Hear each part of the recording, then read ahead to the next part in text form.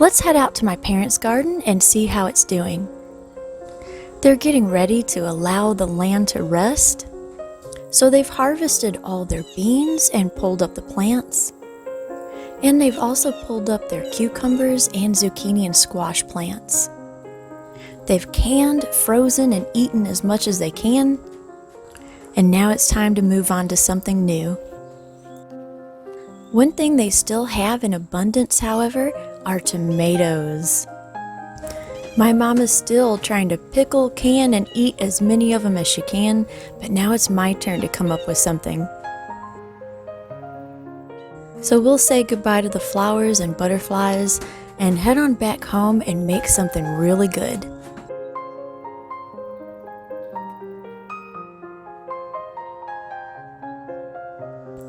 Now in my herb garden, we'll pick us some chives and basil.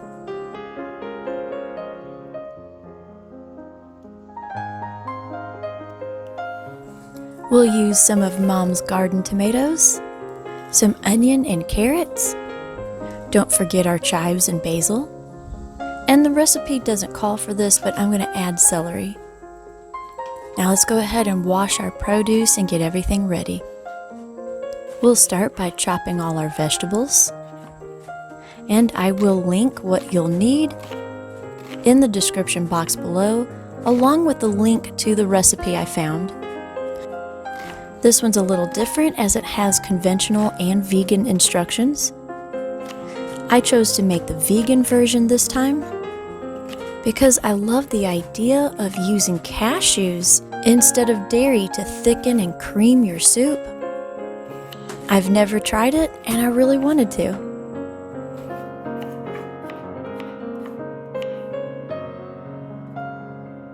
Now, once you have a cutting board full of beautiful vegetables, it's time to actually make the soup.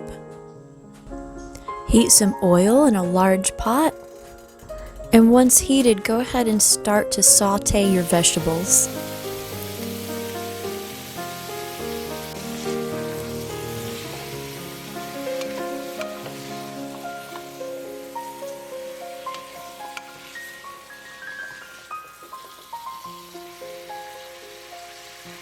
And while those are going, we'll go ahead and chop up these large tomatoes. Since we'll be using an immersion blender later, the size and shape of the cut really doesn't matter.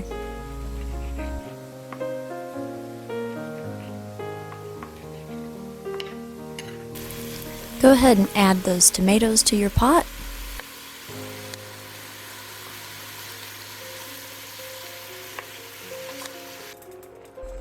Give that a good stir. And now, while it's simmering, let's go ahead and add the rest of our ingredients. We'll add our broth and sugar and salt, and then allow everything to start cooking down.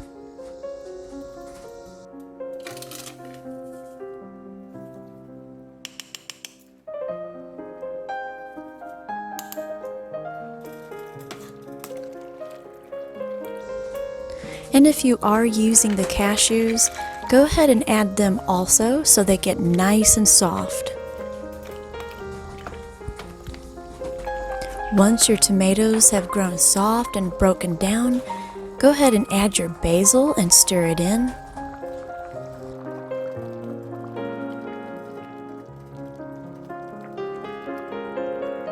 And now we'll go ahead and use our immersion blender to make the soup nice and creamy. It smells and looks wonderful.